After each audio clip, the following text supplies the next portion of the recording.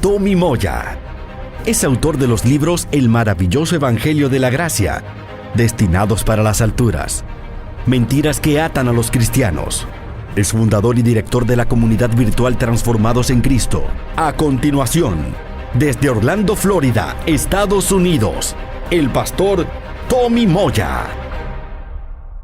Mis saludos y respetos al pastor Pascual, su distinguida esposa, la pastora Sujei, a toda la congregación que ellos presiden y a todo el cuerpo ministerial en Bávaro y toda la República Dominicana. Un gran gozo también ministrar la palabra junto al pastor Abel Ballistreri, apóstol Rafael Ugarte, el apóstol Yasser Rivas y las pastoras Gisela Bogart y Vilma de Rivas. Estoy feliz de estar con ustedes en este congreso online. He titulado mi participación La vida, fundamento de los fieles administradores de la gracia. Una de las verdades que han transformado mi vida en estos últimos años es entender que la pasión eterna de Dios siempre ha sido impartir su vida en sus hijos y expresar su naturaleza a través de ellos como un cuerpo. En otras palabras, Dios siempre ha querido vivir su vida en cada uno de sus hijos, pero expresar su plenitud a través de todos. Y ese todo no es un pequeño grupo o una institución religiosa, sino un organismo vivo llamado su iglesia, la cual Pablo dice que es el cuerpo del Cristo resucitado. Cuando Jesús estaba en la tierra, su mensaje estaba concentrado en solo 3 cosas. Si le prestas atención a los evangelios, vas a descubrir que él habló más sobre el reino, el Padre y la vida, más que cualquier otro tema en la Biblia. Estas 3 realidades existían desde antes de la fundación del mundo. Por lo tanto, desde aquí es que parte todo. Nunca vas a entender la Biblia si tu punto de partida no es el reino, el Padre o la vida. La vida no es solo un tema central en la Biblia, sino en el eterno propósito del Padre. La Biblia inicia introduciéndonos a la más alta calidad de vida existente. Dice allí: en el principio Dios. Dios no tiene vida, Él es la vida. No existe ni existirá un orden de vida superior. En todo el orden creado, Él es la vida superlativa, suprema, mayor, primera y gobernante. Todo se desprende desde ahí. La vida es la razón por la cual todo existe. Por eso, el tema principal de Génesis 1 es la vida. Génesis 1:1 dice: en el principio creó Dios los cielos y la tierra. La primera introducción que nos presenta la Biblia es a la mayor clase de vida existente, que es Dios mismo, el cual es vida. Esa vida suprema que no tiene principio ni fin, se mueve entonces a crear ¿qué? Vida. Génesis 1 registra las 6 diferentes clases de vida que existen. Hay una séptima, pero no aparece hasta Génesis capítulo 3. Dios, la vida suprema, la que crea todas las demás, es la manera en cómo la Escritura comienza. En el principio creó Dios. En el día 3, la vida de las plantas. Día 5, la vida de los peces. Día 5 también la vida de las aves. Día 6, los animales. El día 6 también la vida humana. Y la vida angelical es la séptima clase de vida. Esta la vemos en Génesis 3, aunque su creación es antes del ser humano haber sido creado en la tierra. Considera que en cada forma de vida que Dios creaba había más conciencia y más inteligencia. La magna creación es el ser humano, quien es el único de quien se dice que fue creado a su imagen y semejanza. Y esto es importante porque este ser fue creado en un propósito y para un propósito eterno. Ese propósito está expresado en el hecho de que la razón de su existencia tenía 2 cosas fundamentales. Número 1, ser el portador de la imagen de Dios. Esto tiene que ver con expresar su carácter, manifestar su naturaleza. Dios quería ser visible, quería tener una expresión en la tierra y para eso crea al ser humano. Y segundo, que ejerciera su gobierno. Dios quería que el ser humano gobernara con su autoridad y ejerciera dominio sobre la tierra. La razón de la existencia del ser humano entonces se establece antes de Génesis 3. Por lo tanto, todo lo que se establece antes de Génesis 3 no puede ser revocado. No había pecado, diablo, maldad, depravación, violencia, perversión o muerte que pudiera cancelar lo que Dios había establecido. La desobediencia del hombre no tomó de sorpresa a Dios. El propósito era eterno, por lo tanto, el plan para manifestarlo también lo era. Él siempre quiso tener portadores de su imagen y semejanza que expresaran su naturaleza, su carácter y su imagen. La pregunta que nos tendríamos que hacer es: ¿cuál era el medio por el cual el ser humano portaría la imagen de Dios? Génesis 2 lo podemos ver de esta manera. Se cierra el telón y se abre el telón. Se cierra el telón en Génesis 1.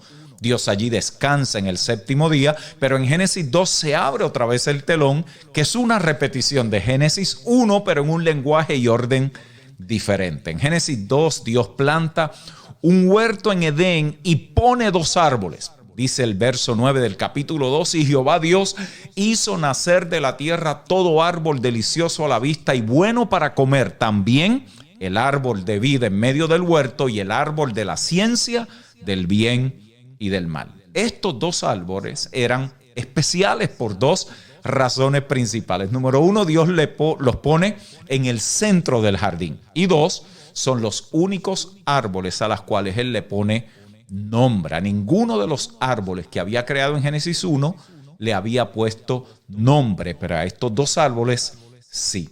El árbol de la vida es críticamente importante porque ese es el árbol que abre el resto de las escrituras. Ese árbol representa y posee la máxima calidad de vida, contiene vida divina, no creada, eterna. El árbol de la vida era la misma vida de Dios contenida en una forma que se pudiera recibir. En Génesis 1 Dios crea a Adán, crea a Eva y dice que los crea a su imagen y semejanza. Imagínese un guante. El guante tiene la forma, la imagen y la semejanza de una mano. Usted lo toma en su mano y tiene algo que se parece a una mano, pero está vacío. No hay una mano, no hay vida en ese guante. El guante es como el ser humano cuando Dios lo creó. Los humanos están creados para contener la vida de Dios, así como el guante está diseñado para contener la mano humana. Ahora bien, en el Génesis había otra clase de vida que estaba moviéndose por aquellos alrededores, que tenía una clase de vida diferente a la vida de los animales. Era la serpiente, dice la Biblia. La serpiente fue poseída por una vida angelical que la palabra la describe como Satanás. La única forma que la serpiente podía engañar a Adán y Eva era si había en ella una clase de vida superior, y eso fue lo que pasó. Recuerde que Adán tenía autoridad sobre cualquier cosa que se arrastrase. El problema fue que la vida angelical era superior a la vida humana. Salmo 8:5, mejor dicho, dice: lo has hecho un poco menor que los ángeles y lo coronaste de gloria y de honra. Entonces, tenemos a Adán, que es como un guante, creado a la imagen y semejanza de Dios. En Génesis 2, Dios pone al hombre y a la mujer frente a un árbol, el árbol de la vida.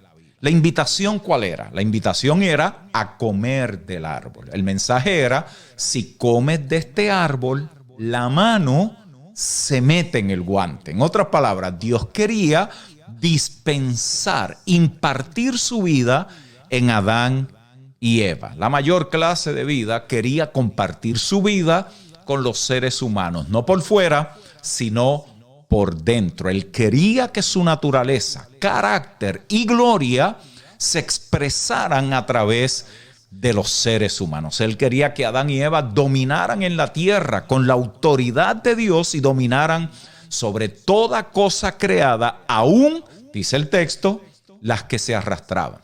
Entonces, por cuanto Dios es la clase de vida superior, más que la vida angelical, porque Él los creó, Adán y Eva podían vencer a la serpiente después que comieran del árbol de la vida. ¿Por qué? Porque el ser humano tendría entonces la vida misma de Dios residiendo en ellos. Dios quería poner su vida no creada, eterna, divina, dentro del varón y la hembra. Esta era la forma en que él podría portar entonces su imagen y ejercer autoridad. Pero todos sabemos lo que sucedió. Los primeros humanos oyeron a la serpiente y comieron del árbol que se les dijo que no podían comer. Lo único que Dios le había pedido era: cuida tu dieta, de esto no comas. Hay un árbol en el jardín del cual no debes comer.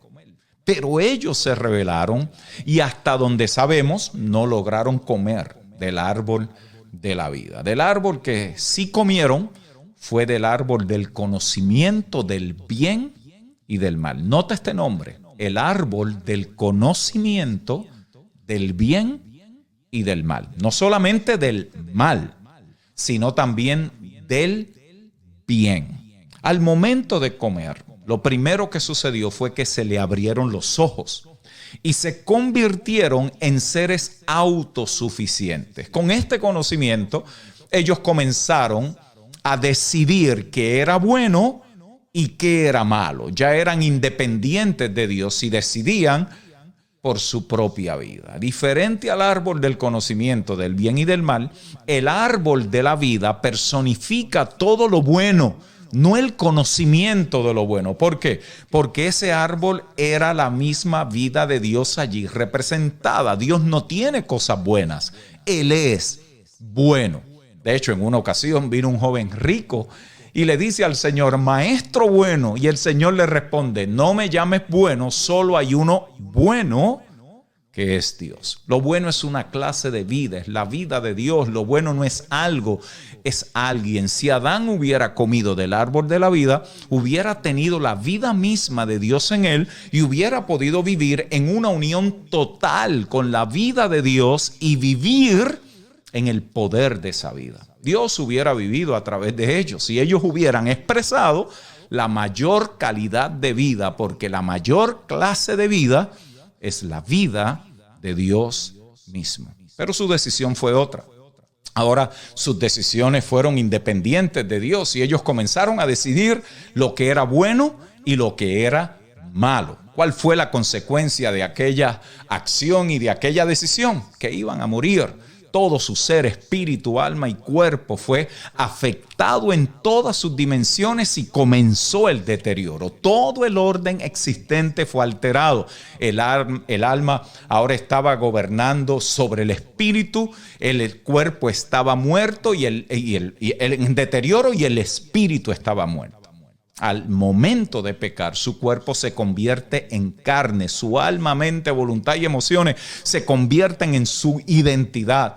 Hace alianza con el enemigo, entrega su dominio y ahora es dominado. Ahora hay un reclamo del enemigo sobre su vida. El árbol del conocimiento lo llevó hasta allí.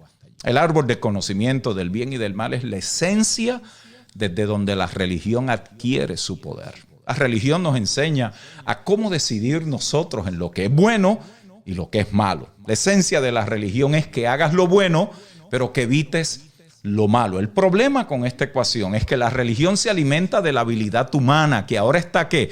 Corrompida y contaminada para que viva como vive la vida divina. Es como decirle a un ave que sea humano, pero es imposible.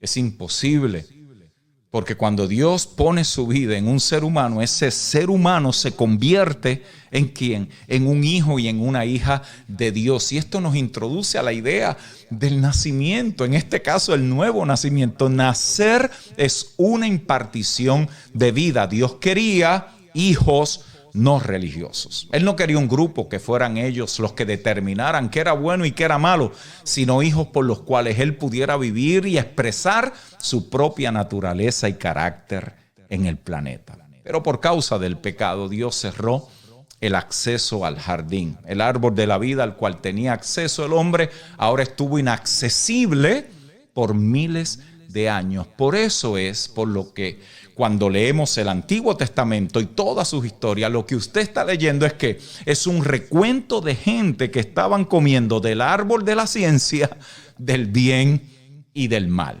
Nadie estaba comiendo del árbol de la vida. Estaban tratando de ser como Dios, pero nadie lo logró. Es obvio que no podían porque no tenían la vida de Dios residiendo en ellos. Para que esto cambie tenía que haber un regreso al original, al orden original. Era necesario un nuevo Génesis, pero esto Dios mismo lo tenía que hacer. Así que imagínate lo siguiente. Se cierra el telón y se abre el telón. Acto 1, Génesis 1 y 2. Dios establece el orden y el propósito en el cual todo estaría operando. Génesis 3 entra el desorden por causa de la desobediencia y el propósito fue alterado aunque no cambió.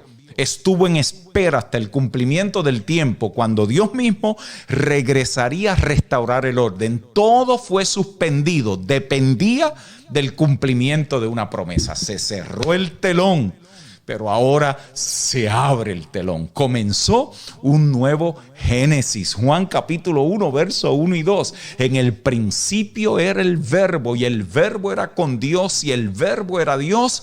Este era en el principio con Dios. Juan nos introduce con una precisión sorprendente al nuevo Génesis. Por eso, cuando leemos los primeros 2 capítulos de Juan, son una repetición de Génesis capítulo 1 y capítulo 2. Ahora el nuevo Adán es Cristo. El tema del libro de Juan es la vida.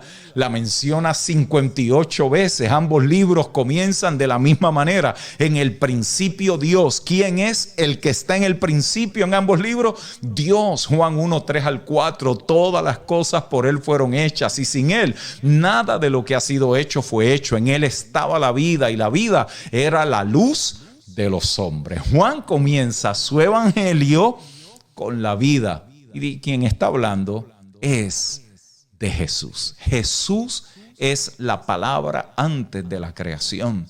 Él es la palabra hecha carne en el tiempo. En Jesús habitaba y Él era la mayor calidad de vida del universo. Por eso cuando entra al planeta, algo trascendental sucedió. No fue solamente que Él vino a morir por nuestros pecados, lo cual es glorioso, sino que el árbol de la vida otra vez sería ofrecido a todos los seres humanos. La vida de Dios estaba en Jesús de la misma manera que la vida de Dios estaba en el árbol de la vida en el jardín. Aquel árbol representaba al Hijo de Dios. Por eso, pero eso no es todo.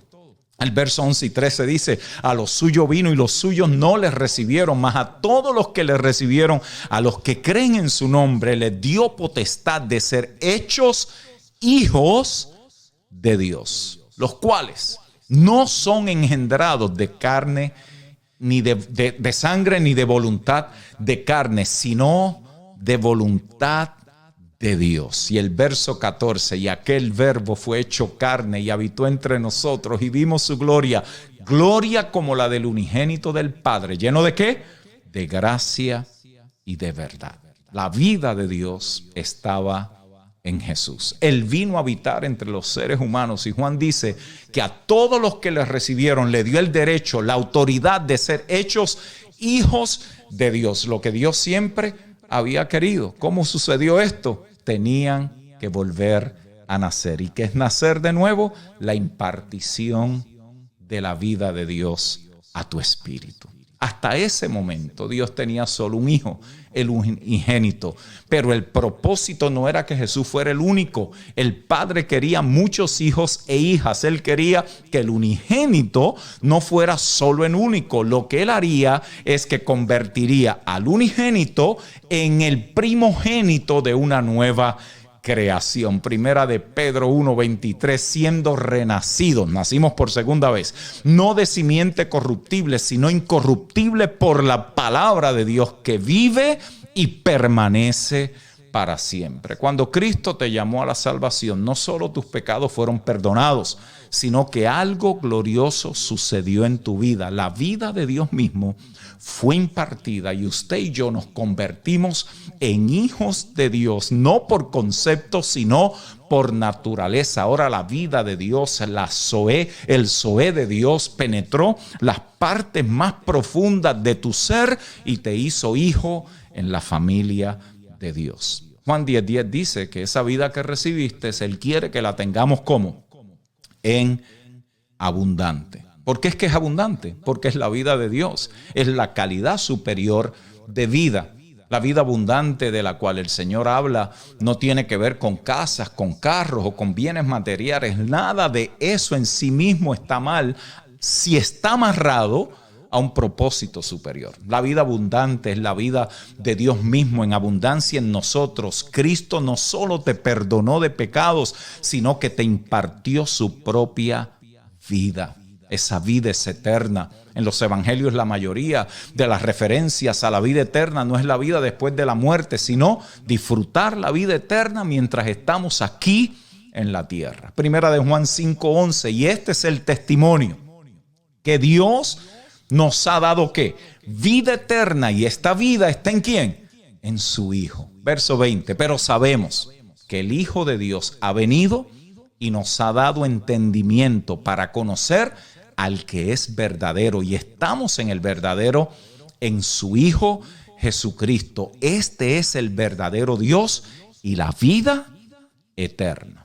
La vida eterna es una persona, no un viaje al cielo. Tú estás en Cristo, por lo tanto, la vida eterna está en ti, y aunque estés muerto, dice Él, vivirás. Todo esto es glorioso y es una verdad fundamental para ser que administradores de la multiforme gracia de Dios. ¿Cómo fue que Jesús pudo administrar esa multiforme gracia de Dios? ¿Cuál fue la experiencia que Él tuvo? ¿Cómo lo hizo? ¿Cómo Él administró lo que Dios le había confiado? Juan nos dice en su evangelio. Juan capítulo 14, verso 10 dice, ¿no crees que yo soy en el Padre y el Padre en mí? Las palabras que yo os hablo, no las hablo por mi propia cuenta, sino que el Padre que mora en mí, Él hace las obras. Jesús vivió por la vida del Padre y vivió la vida del Padre. Para Jesús el Padre era el árbol de la vida. La voluntad del Padre era su comida. Así fue que Él vivió, ministró y manifestó las obras de Dios en la tierra. Él no estaba confundido acerca de lo que era bueno o lo que era malo. No, Él no estaba tratando de hacer el bien para evitar el mal. Él vivió por la misma vida de Dios. Verso 57 de Juan 6, como me envió el Padre viviente y yo vivo por el Padre, asimismo el que me come, Él también vivirá por mí. La gran noticia del evangelio es que no solo fuimos perdonados de nuestros pecados, sino que se nos impartió la vida misma de Dios en nuestro espíritu, y ahora tenemos la clase de vida más elevada del universo expresándose a través de nosotros. La vida Zoé, la que nadie creó, es superior a cualquier otra clase de vida porque es una vida eterna, es Dios mismo, y esa vida está en nosotros. Pero también, de la misma forma que vivió Jesús su vida en la vida del Padre, así también nosotros hoy tenemos ese mismo privilegio. ¿Qué causará y a qué se parece vivir por la vida de Dios? Bueno, que su imagen será expresada y su eterno propósito será manifiesto y podrá ser visto. Dios nunca ha querido mantenerse en oculto. La mayoría de los creyentes no están conscientes de lo que poseen, porque la religión se concentra en el conocimiento del bien y del mal, no de la riqueza de la vida que poseemos en Cristo. Por eso es que la mayoría de los mensajes se concentran ¿en qué? En cómo podemos ser mejores nosotros en nuestra fuerza, cómo hacer más, cómo memorizar más textos, cómo agradar más a Dios, cómo evitar el mal, las cosas malas que están en nosotros, cómo orar más, ayunar, vigilar, venir a los cultos. En otras palabras, el conocimiento del bien y del mal. Esta es la razón por la cual hay tantos creyentes frustrados, exhaustos, cansados, agotados emocional y espiritualmente. Están secos. Saben que hay algo más, pero no saben qué es. Porque el alimento que se le ha dado es el árbol de la ciencia del bien y del mal, no es el árbol de la vida. Tratando de satisfacer esa hambre, ¿qué es lo que hacen? Se especializan en la religión, en actividades, en hacer, en buscar, en esforzarse, en querer conocer más y toda esa gama de cosas que la religión le ha impuesto al ser humano. Es vivir en el poder de nuestra vida y capacidad humana. Es como el ave tratando de ser humano. Imagínense tratando de vivir la vida de Dios con una clase de vida, 2 dimensiones inferiores a la vida de Dios. Si hemos de ser administradores de esta multiforme gracia de Dios, tenemos que dejar de nosotros tratar de vivir en nuestra fuerza y aprender a descansar en la vida de Dios en nosotros, que es capaz de hacernos vivir la vida que Dios ha establecido para sus hijos. La gloriosa noticia del Evangelio es que ya no tenemos que vivir en la fuerza de nuestra propia vida. Ahora podemos vivir por la vida de Dios, la vida superlativa, para Él ser expresado, para que pueda ser visible, para que su propósito sea cumplido y se cumpla la razón por la cual Él nos ha dado existencia. Esa vida es Cristo y en Él y a través de Él la podemos vivir. Permítame concluir citando Gálatas 2:20. Con Cristo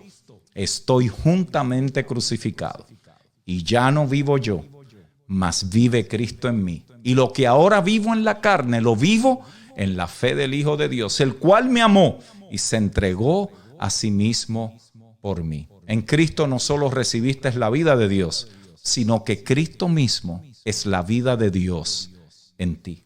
Mis amados pastores, ministros, líderes, la gran tarea del ministerio no es que la gente haga lo que tú le dices que debe hacer, sino que aquellos a quien Dios te ha confiado y te ha constituido apóstol, profeta, evangelista, pastor y maestro, los puedas edificar y perfeccionar para la obra del ministerio. La obra del ministerio no es que tú tengas éxito o ellos te hagan famoso, no.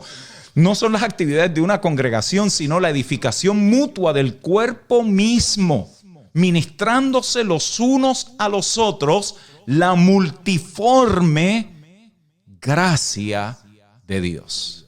Mis amados, tenemos una gran responsabilidad, tenemos una gran tarea, tenemos una impresionante capacidad de poder hacer algo que humanamente sería imposible. Pero qué bueno es Dios, que ahora nos ha equipado, nos ha empoderado, nos ha capacitado para que podamos cumplir con lo que Él ha establecido, no en nuestras propias fuerzas, sino en su propia vida. La administración de la gracia no comienza con cuánto yo sé intelectualmente de la doctrina, mucho menos cuánto yo manejo de la teología.